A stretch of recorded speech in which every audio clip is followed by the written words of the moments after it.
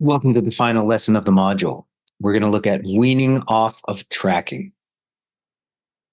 Achieving independence from tracking. Let me start off by saying that I do have a bias towards thinking that most people should aspire to no longer track at some point. And tracking is not an inherently unhealthy thing to do. In fact, the beginning of most programs and the beginning of most journeys towards most goals are going to involve some degree of tracking. It's just that it should be recognized tracking can be taken to an obsessive level to where the dieter uses it as a crutch or is just dependent on tracking to feel like he or she is actually being productive. Or the degree of obsessiveness can increase until, unless every little detail is tracked, the person is feeling like, well, it's all or nothing. Either I'm tracking every little detail or I'm just completely flying off the handle. And so there has to be a degree of caution that's applied to even the concept of tracking. And therefore, I do think it's a healthy objective for the longer term to be able to abandon tracking either for good or for temporary periods when you generally don't need it or when you do not want to have to depend on it. So, with that, good candidates for weaning off of tracking are individuals who've been tracking for an extended period of time, typically several months or years, whose goal is to maintain their progress rather than push forward with further progress. And stopping tracking doesn't have to be a permanent commitment, like I mentioned. It can be cyclical, and this can depend on the goal or the season. Sometimes people trying to push the envelope, they can benefit from tightening down and putting things under the microscope and tracking rigorously. Whereas other seasons or other points in the evolution of their goals, they may want to step off of tracking for extended periods of time.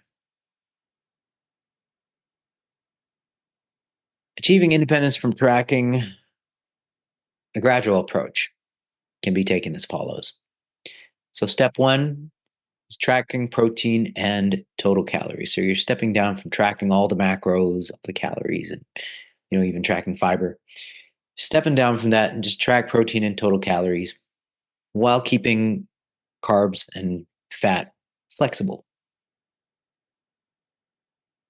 Step two, just track protein. So you're dropping the other variables that you're tracking and you're just paying attention to hunger and satiety cues in order to dictate the remainder of the intake, but you're still tracking protein. Third step in the weaning off process can be to abandon all formal tracking devices / methods / apps while maintaining awareness of being in the ballpark of your dietary requirements. So some of the details here. What can help is hitting certain minimums or maximums of certain food groups that you feel you have a tendency to undereat or overeat. And doing this can solidify good habits. So I'll give you a specific example. So let's say you're no longer tracking, but it may help a lot of individuals, and I'd say it would help most individuals to strive for a certain minimum amount of fruit servings per day and a certain minimum amount of vegetable servings per day.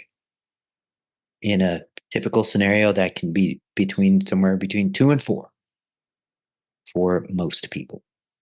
So that's one way to just keep the good habits in check and try to keep your healthy food selection in check by not neglecting certain commonly neglected foods like fruits and vegetables. Okay, so at this point, food does not need to be weighed or measured since an accurate level of eyeballing / estimating skill has been acquired. And this can be a big one that'll help sustain the non tracking lifestyle. And that is establishing a pattern of meals or meal archetypes slash templates that you enjoy. So I want to carefully use the word lock in, but lock in to a set of meals that you enjoy, or at least a set of meal archetypes that you enjoy and look forward to. Just lock into that routine. This is what I love for breakfast. This is what I love for lunch. This is what I love for dinner. This is what I love for a snack. And they don't have to be the exact same meals every day, but similar in structure and similar food selections. So locking into a pattern of meals that you like can remove some of the planning, the guesswork, the fatigue involved with strategizing for meals on the fly. So locking into that routine that you look forward to is something that works quite well for myself and my clients. Not everybody is always going to have the luxury of that degree of stability where they can encounter the same meals or the same, at least the same type of meals that they can swap out different similar elements of, but still maintain the same meal structure for each meal. Some people are traveling their heads off and don't necessarily have that convenience. But if you can establish a pattern that you actually enjoy and look forward to, then you can beat the system that way.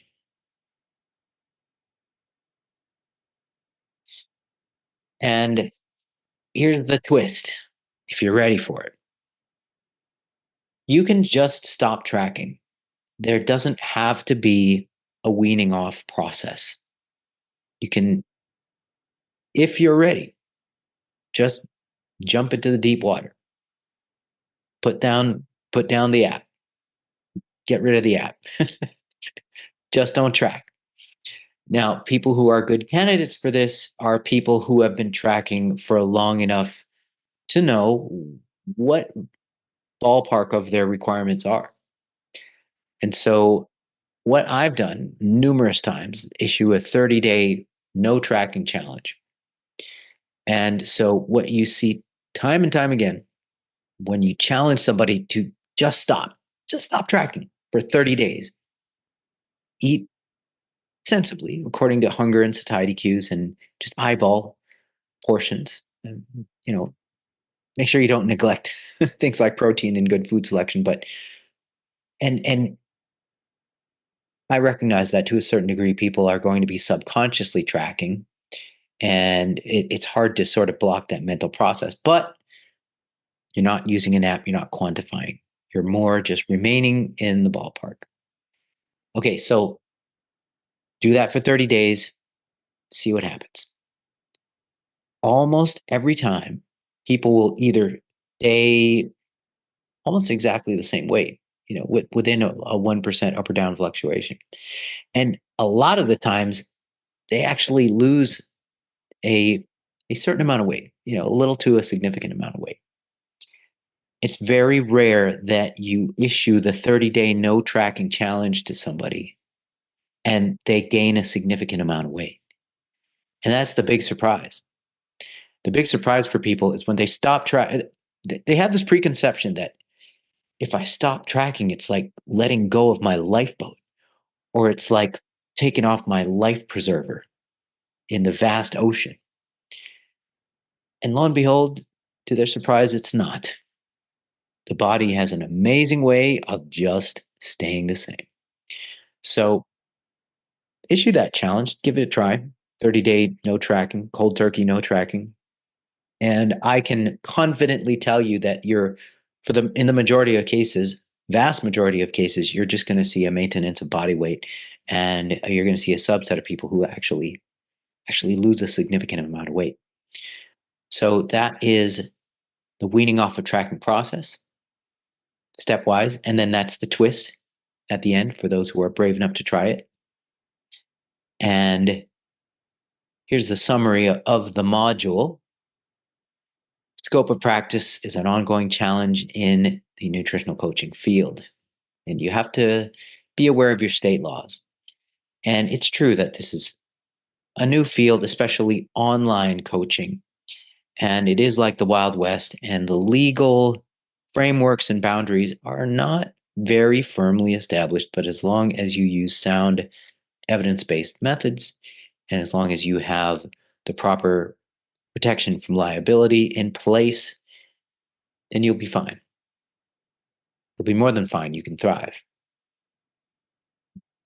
Having a logically organized onboarding process, complete with presenting the big picture of the plan, whether or not it involves a degree of periodization, is important for setting up the client to succeed because they can see the big picture and have confidence that you are there for them through the different seasons ahead.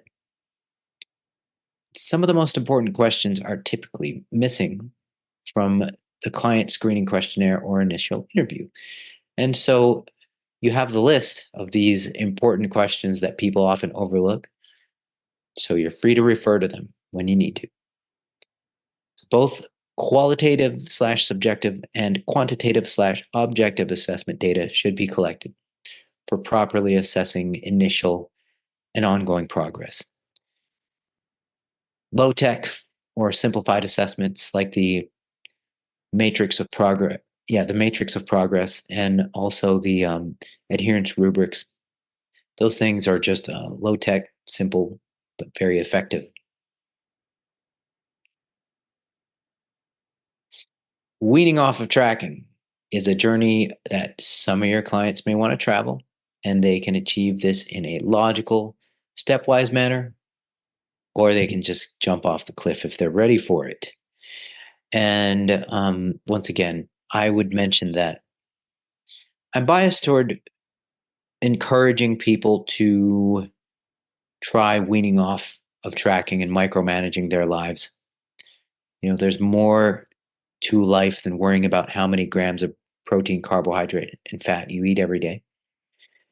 Now, I do recognize that there are some people who enjoy quantitatively tracking the small details. I do recognize that for some people, it motivates them and it genuinely doesn't fatigue them. So, for that subset of clients, I say more power to you. Keep tracking the heck out of every little detail if it makes you happy. And with that, we have concluded the module, and I will see you on the next one.